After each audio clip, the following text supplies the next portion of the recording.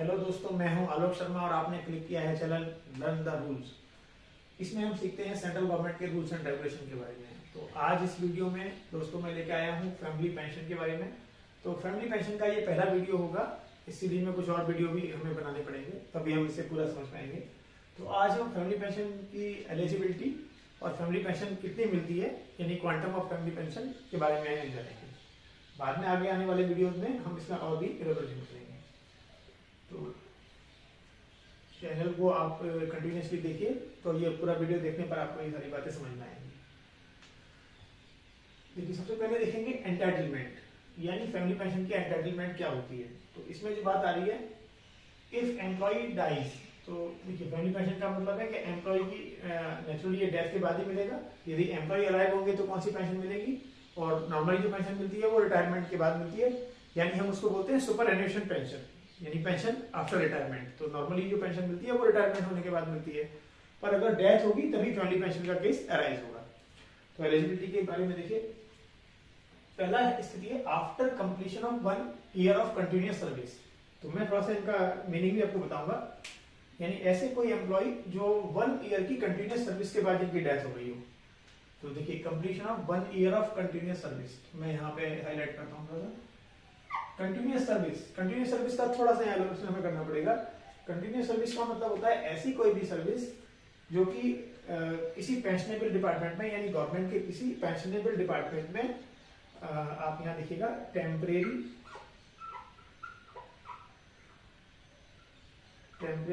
और उसको हम रेगुलर या परमानेंट भी कह सकते हैं, रेगुलर और परमानेंट। तो टेम्परेरी, रेगुलर या परमानेंट सर्विस को मिला करके, यानी कंटिन्यूअस अगर यही थोड़े टाइम के लिए हो सकता है कि 2-3 महीने के लिए स्टार्टिंग में टेम्परेरी हो, फॉलोड बाई परमानेंट, रेगुलर हो रहे हो उस डिपार्टमेंट में, पहले टेम्परेरी रहे हो। तो टेम्परेरी और उसके बाद अगर हुए हो तो 1 साल की सर्विस, अगर टेम्परेरी और रेगुलर होने के बाद 1 ईयर की कंटिन्यूअस सर्विस कर ली है, जिसमें कि क्या होता है, कंटिन्यूअस सर्विस का मतलब वो पीरियड शामिल नहीं किया जाएगा जिसमें कि सस्पेंशन हो गया हो। यदि उसी बीच में मालूम पड़ा कि 2 या 3 महीने के लिए सस्पेंड हो गए, तो वो 1 ईयर की कंटिन्यूअस सर्विस नहीं होगी, यानी कंटिन्यूअस सर्विस में से सस्पेंशन वाला पीरियड आपको हटा देना पड़ेगा। तो ऐसी सर्विस में रेगुलर या ये हो लेकिन सस्पेंशन पीरियड शामिल ना हो, तो वो हमारी क्या कहलाती है, कंटिन्यूअस सर्विस कहलाती है। लेकिन देखिए आपको ये भी बता दें कि कंटिन्यूअस सर्विस में ये यानी सर्विस जो कि 18 साल के बाद की गई हो। तो एक बात और समझने वाली है, यानी वो एम्प्लॉय जो भी सर्विस कर रहे हैं उनका age should have more than 18 years, ये भी ध्यान रखना है। यानी वो सर्विस कंटिन्यूअस मानी जाती है, गवर्नमेंट जॉब मानी जाती है, 18 साल के बाद की गई सेवाओं को कंसिडरेशन में लिया जाता है। तो यहाँ बात आ रही है चाहे टेम्परेरी और रेगुलर स्टेटस पे की गई और 18 साल से ऊपर वाले उम्र वाले वो अभ्यर्थी होने चाहिए, मतलब वो व्यक्ति होने चाहिए, तभी जाकर के कंटिन्यूअस मानी जाएगी। तो पहला हमें लगता है कि हमने क्लियर कर दिया आपको। देखिए दूसरा जो क्लॉज है उसमें यहाँ पे देखिए बिफोर कंप्लीशन ऑफ 1 ईयर, यानी पहले में तो 1 ईयर की बात हो ही रही है।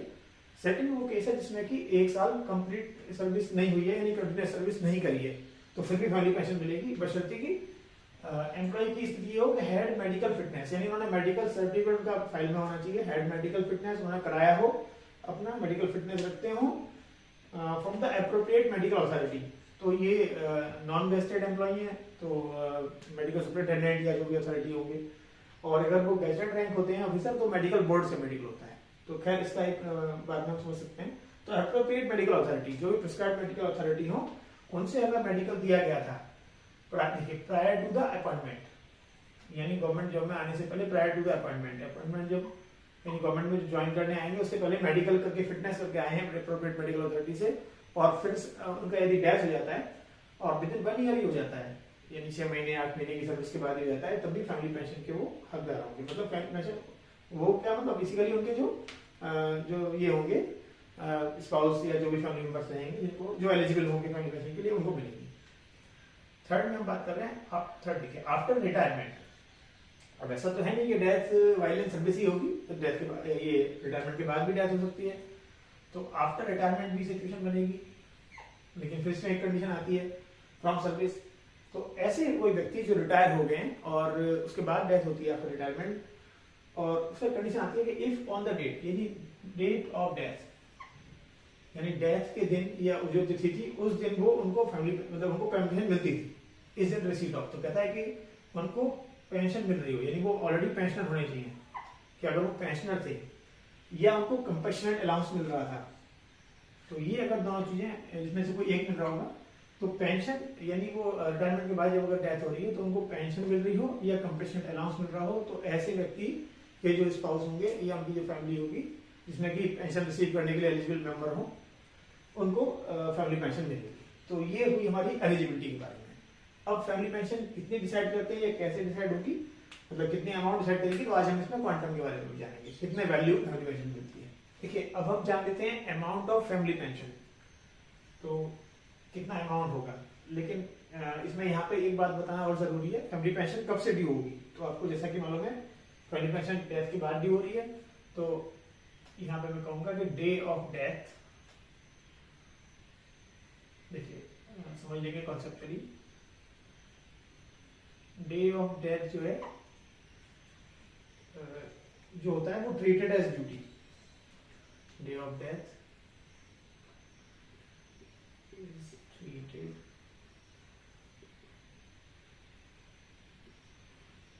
as duty।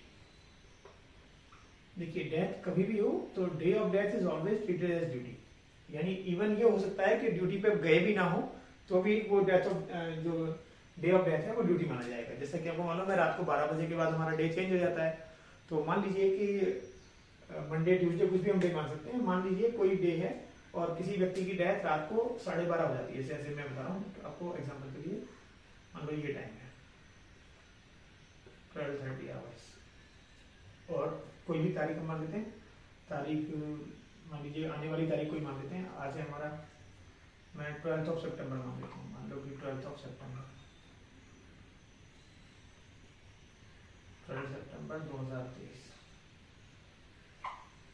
तो देखिए यानी 11 की नाइट होगी और 12 का दिन चेंज ही हुआ है, तो 12 सितंबर जो होगा वो डे ऑफ डेथ होगा। बड़ा माइनर चीज है, समझने के लिए बहुत अच्छा कॉन्सेप्ट है।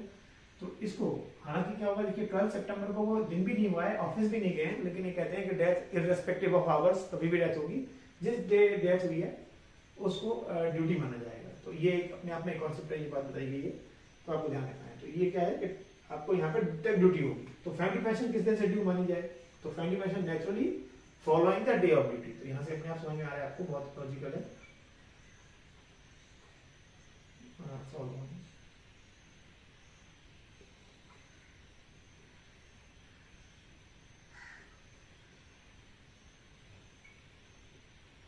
डे ऑफ डेथ, तो ये डे फॉलोइंग ऐसे कर सकते हैं, day following the date of death, date of death से अगला दिन। तो अगर 12 सितंबर को जैसे कोई डेथ हो जाती है, ये आने वाली तिथि, अभी हम किसी के लिए ऐसा नहीं सोचेंगे, बुरा नहीं सोचेंगे, जस्ट फॉर एग्जांपल, तो फिर उसकी पेंशन कब ड्यू होगी, तो पेंशन जो ड्यू होगी वो 13 सितंबर। अभी थोड़ा प्रैक्टिकली बताने से आसानी होती है समझने में, इसीलिए मैं ले रहा हूँ। तो 13 सितंबर से फिर हमें क्या होगा, यानी यहाँ से फैमिली पेंशन चालू हो जाएगी, तो उसके लिए एलिजिबल होंगे। बाद में जो भी प्रक्रिया होती है फैमिली पेंशन के लिए, नोटिस कराना, ये कराना, वो डिपार्टमेंट को करना पड़ेगा, यानी उनके जो जिनको फैमिली पेंशन मिलने वाली है स्पाउस जो होंगे वो करा करके सारे डॉक्यूमेंट के देंगे और फैमिली पेंशन का फॉर्म वगैरह भरेंगे, फैमिली पेंशन शुरू हो जाएगी। तो इस दिन से फैमिली पेंशन की एलिजिबिलिटी लग जाती है, मतलब शुरू हो जाती है डेथ के अगले दिन के बाद से। अमाउंट की बात कर रहे थे, अमाउंट कितना होगा, अमाउंट हमने बताया। अब इसमें कुछ क्लॉजेस हैं वो ध्यान से आपको समझने पड़ेंगे। तो ये होता है 30% ऑफ पे, नॉर्मली लास्ट पे ड्रॉन लेते हैं, बाकी इसके बारे में भी फिर इलॉबरेटिव रूल्स हैं कि कैसे लेंगे इन्वॉल्वमेंट्स, पे कितनी देखी जाएगी, कैसे देखी जाएगी। तो आप मोटा सा समझिए 30% ऑफ पे। तो फिलहाल मैं लास्ट बेसिक वैल्यू के एग्जांपल ले रहा हूँ। लास्ट बेसिक में मान लो लास्ट बेसिक किसी व्यक्ति की एग्जांपल के लिए ये 1 लाख, यानी हम ज्यादा लेके चलते हैं, ज्यादा सोचना अच्छी बात है, ज्यादा सोच लेते हैं। तो 1 लाख मान लीजिए सैलरी, बेसिक सैलरी थी किसी की, तो अमाउंट ऑफ पेंशन कितनी बनेगी, 30% ऑफ दिस वैल्यू। तो आप समझ पा रहे हैं, यानी ये आप हटा दीजिए, तो ये आपका बेसिक समझ जाएंगे। 1 लाख के लिए आ रहा है तो 30,000, 30,000 पेंशन बन जाएगी। ये फैमिली पेंशन की अमाउंट होगी। ये जो क्लॉज काम कर रहा है, ये क्लॉज काम करता है रिटायरमेंट के केस में, मतलब फैमिली पेंशन की नॉर्मल रेट ये होती है, या तो अभी कुछ क्लॉजेज आएंगे आपको समझ में आएगा, तो इसको ये कहते हैं ये नॉर्मल रेट होता है, इसको हम ऐसे क्लासिफाई कर लें normal rate, normal rate of family pension की है। एक को हम बोलते हैं एनहेंस रेट, यानी थोड़ी सी बढ़कर के वो पेंशन मिलती है, तो उसकी कंडीशंस क्या क्या हैं, तो उसमें अब यहाँ मैं सब क्लॉज लेता जाता हूँ। यदि डेथ जो है सर्विस में हो गई हो, तो यहाँ लिखता हूँ एक डेथ वाइल इन सर्विस,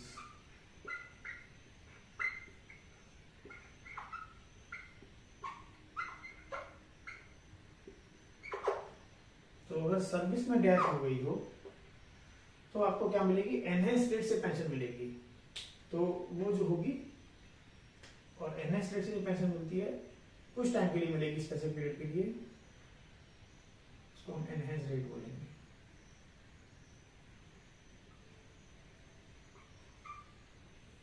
तो एनहेंस रेट से पेंशन मिलती है और दैट इज एक्चुअली यहाँ पे लिखता हूँ 50% ऑफ पे, तो एनहेंस रेट जो होता है वो यहाँ लिख देते हैं, समझ लीजिए 50%।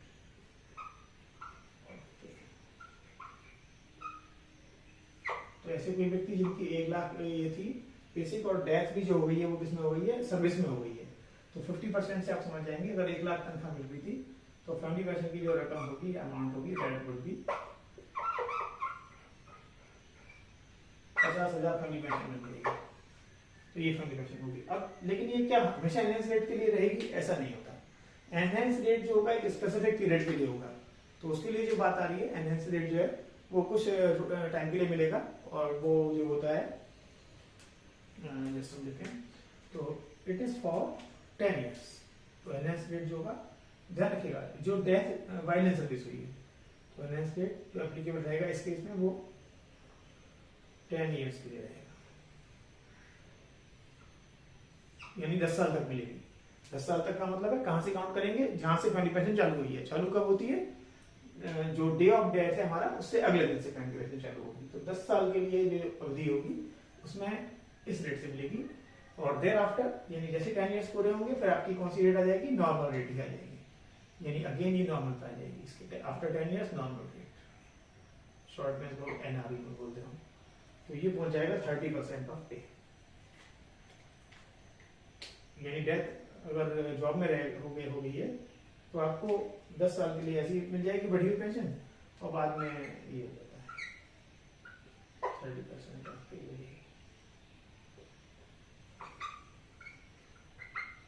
तो after 10 years this amount will be 30,000, तो ये क्वांटम इसका है। एक और इसमें क्लॉज है आगे, वो देखिए। अब क्या होता है, कई बार जो वाइल इन सर्विस डेथ नहीं हुई है लेकिन इसी क्लॉज को बदलते हैं, तो डेथ जो होती है वो रिटायरमेंट के बाद हुई है, लेकिन क्या है 67 ईयर्स से पहले अगर हो गई है, यानी रिटायरमेंट के बाद अगर डेथ हो गई है तो ये है।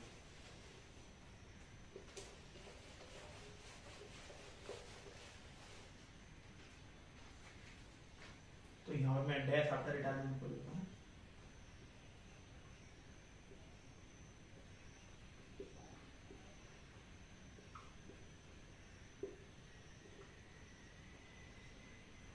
तो रिटायरमेंट के बाद जो डेथ हुई है तो उसमें कितनी मनी पेंशन मिलेगी, कितने दिन तक मिलेगी, तो वो मिलती है आपकी। अब इसमें एक क्लॉज है कि यानी रिटायरमेंट के बाद बोलता है कि 7 ईयर्स जो एनहेंस रेट है। अब थोड़ा सा मैं यहाँ डायग्राम से समझा दूंगा आपको। तो एनहेंस रेट को अगर हम बात करें तो एनहेंस रेट आप समझ पाएंगे, एनहेंस रेट से पेंशन मिल सकती है for 7 years.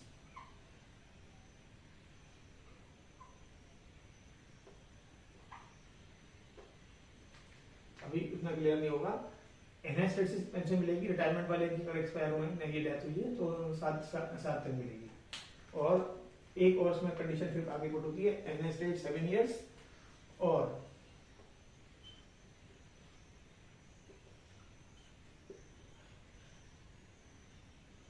till the date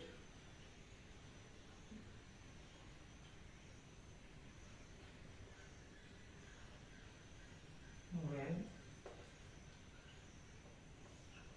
government servant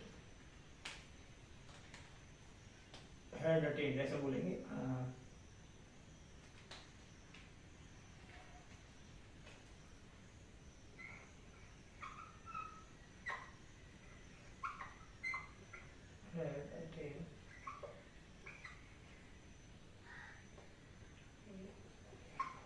attain the age of 67 years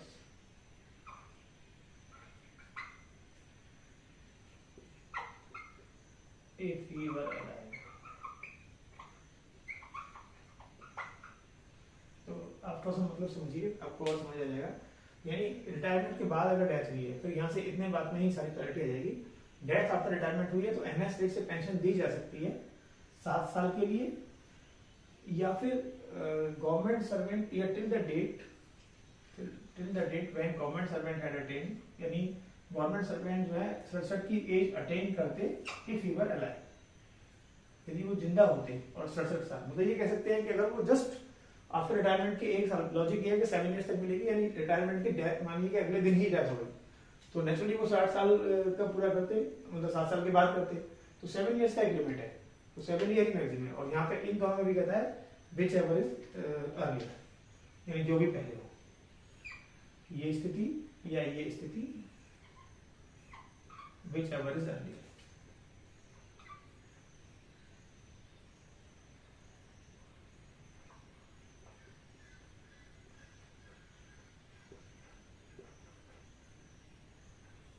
यानी जो भी पहले हो जाए, या तो 67 साल पहले हो जाते, मतलब 67 साल की जो डेट है कि जब वो 67 साल के हो जाते तब तक, या 7 साल तक, तो 67 साल होने में एग्जाम्पल समझ पाएंगे। यानी अगर डेथ 63 ईयर्स में किसी की होती है, एग्जाम्पल लिखता हूँ, 63 ईयर्स में होती है, तो अब हम देखेंगे या तो हम ये देखेंगे या ये देखेंगे, और विच एवर इज अर्लियर की बात देख लेंगे। तो अगर 7 साल की बात करें तो 7 साल में तो ये 70 साल के हो जाएंगे। इसका मतलब क्या होगा, इनके केस में अगर कोई 63 में एक्सपायर हुए 3 साल के बाद रिटायरमेंट के, तो ये लागू नहीं रहेगा, फिर कौन सा लागू रहेगा, ये लागू रहेगा। यानी उनको एनहांस रेट की पेंशन कितने इफेक्टिवली कितने दिन मिलेगी, तो उनको केवल 4 इयर्स के लिए मिल पाएगी। तो मुझे लग रहा है मैं क्लियर कर पा रहा हूँ, आप समझ रहे होंगे। तो 60 साल से एकदम जस्ट ये मिलने के रिटायरमेंट के अगर डेथ ही होगी तो 7 साल तक पेंशन बड़ी रेट से ले सकते हैं, मिल पाएगी। हम ऐसा नहीं होना चाहिए, अच्छी बात नहीं है ऐसा डेथ सोचने के लिए किसी के, पर यह कि ये रहेगा, और 67 साल में ये मिलेगी। तो अगर जैसे भी, तो इसको अगर बढ़ते बढ़ते हम आगे जाएं और हम कहें कि 67 के बाद अगर डेथ होती है, तो अगर मैं 63 की जगह बोलूं कि कोई ऐसे एम्प्लॉई है जो 67 अटेन कर चुके हैं, उसकी 2-3 दिन बाद डेथ होती है, या नेक्स्ट डे डेथ होती है, या उसके बाद, तो क्या होगा, क्या उनको कोई एनहांस रेट से पेंशन मिलेगी? नो, क्योंकि ये जो मिलनी है वो विचएवर, मतलब ये जो फाइनल क्लॉज है वो यही है कि अगर वो पेंशन मिलती तो इतनी मिलती till the date when government servant had attained the age of 67 year if were alive, यदि वो जिंदा हो तो मिलेगी। तो इसके बाद क्या होगा, फिर आपके एनहांस रेट की पेंशन जो है वो उसकी अवधि कितनी होगी, 0 होगी, मतलब कुछ भी नहीं होगी, या कहिए कि नहीं मिलेगी 67 के बाद। तो यानी 70 में कोई एक्सपायर होते हैं, 68 में कोई एक्सपायर होते हैं, तो उनको बढ़ी हुई रेट से नहीं मिलेगी, तो उनका जो रेट रहेगा नॉर्मल ही रहेगा। और फिर वही एग्जाम्पल अगर हम लेते हैं, यानी ऐसे कोई व्यक्ति इसमें डेथ, आप अमाउंट समझ गए, अमाउंट कितने दिन की मिलेगी, तो अवधि तो आप समझ गए कितने ईयर्स के लिए मिल सकती है। लेकिन अगर इसके बाद डेथ होती है तो 30%, यानी नॉर्मल रेट लगेगा 30% ऑफ, ये बोल सकता हूँ। और 1 लाख वाला एग्जाम्पल है, तो 67 के बाद कोई एक्सपायर हुआ तो वो पेंशन फिर उनके जो भी ये हैं जिनको पेंशन लगने वाली है उनको 30,000 ही मिलेगी, और अन्यथा ये मिल जाएगी। तो ये था फैमिली पेंशन की एलिजिबिलिटी के बारे में और कितनी मिलती है। अब थोड़ी सी क्लॉज आता है कि मिनिमम कितनी होगी। तो यहाँ पे एक चीज आती है, ये तो हम कर ही रहे हैं, हमने तो काफी ज्यादा अमाउंट लेकर के चले। अदरवाइज ये होता है कि जो भी पेंशन मिलेगी उसकी रकम जो बनेगी, तो जो भी फैमिली पेंशन है should not be less than,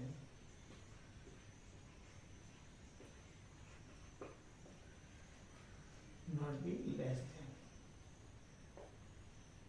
should not be less than rupees 9,000। ये मिनिमम पेंशन है गवर्नमेंट को इंडिया में, 9,000 पर मंथ। तो ये पेंशन मिलेगी वो 9,000, मतलब हो सकता है कि रकम कुछ कम बने तो 9,000 से कम पेंशन नहीं दी जा सकती है, 9,000 मिनिमम पेंशन होगी। जैसे मिनिमम का थ्रेशोल्ड है ऐसे मैक्स का भी एक थ्रेशोल्ड है, वो भी समझ लीजिए। तो मिनिमम ऑफ ये and max,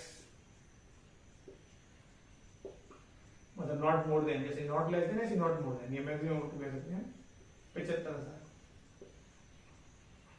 75,000 is the maximum pension, maximum family pension जो बन सकती है वो ये बन सकती है। और एक रेस्ट्रिक्शन ये है कि फैमिली पेंशन जो होती है, फैमिली पेंशन आपकी जो सुपरएनुशन पेंशन बन रही थी या मिलने वाला कंपनसेट अलाउंस था, कंपनसेट अलाउंस कब मिलता है, जब हमारी सर्विस हमारी डिसमिसल या रिमूवल इस तरह की बड़ी पेनल्टी होती है, और उस केस में कॉम्पिटेंट अथॉरिटी क्या होता है, कंपैशनेट अलाउंस दे देते हैं, क्योंकि सर्विस से जब निकाल दिया गया, रिमूवल फ्रॉम सर्विस या बर्खास्तगी कर दी गई है, तो फिर भी कंपैशन देखने के लिए कि फ्यूचर लाइफ कैसे जिएंगे, उनका आजीविका कैसे चलेगी, उसको देख के कॉम्पिटेंट अथॉरिटी कंपैशनेट अलाउंस देते हैं। तो कहने का अर्थ है कि फैमिली पेंशन जो हो सकती है वो आपकी रिटायरमेंट पेंशन या कंपैशनेट अलाउंस से ज्यादा नहीं हो सकती। और यदि किसी केस में पेंशन कम की गई हो, रिटायरमेंट पेंशन कम हो, या कंपैशनेट अलाउंस की जो कंपैशनेट अलाउंस है उसकी अमाउंट अगर कम हो और फैमिली पेंशन कैलकुलेशन पे अगर ज्यादा आ रही है, तो फैमिली पेंशन को आपकी रिटायरमेंट पेंशन जो थी या कंपैशनेट अलाउंस उस तक क्या होता है, रेस्ट्रिक्ट किया जाता है। तो आज की वीडियो में इतना ही काफी है, और आगे इस सीरीज में और भी वीडियो आपको देखने होंगे, तब पता लगेगा कि फैमिली पेंशन के लिए एलिजिबल कौन है, किस किस को मिलती है। स्पाउस को मिलेगी, चाइल्ड्स को मिलेगी, सन डॉटर्स को मिलेगी, या स्टेप सन स्टेप डॉटर, या मोर देन 2 स्पाउस है तो क्या होगा। ऐसी बहुत सारे इसमें नियम है जो माइन्यूट चीजें हैं, उनके लिए भी हम वीडियो बनाएंगे, आपको पूरी क्लैरिटी करेंगे। तो आपने वीडियो देखने के लिए धैर्य से समय निकाला, आपका बहुत बहुत धन्यवाद। Thank you, thanks for watching. Channel को सब्सक्राइब करें, वीडियोस को शेयर करें, ताकि ये जो बात है यदि कोई अच्छी बात है तो औरों को भी फायदा पहुंचे। Thank you, thanks for watching.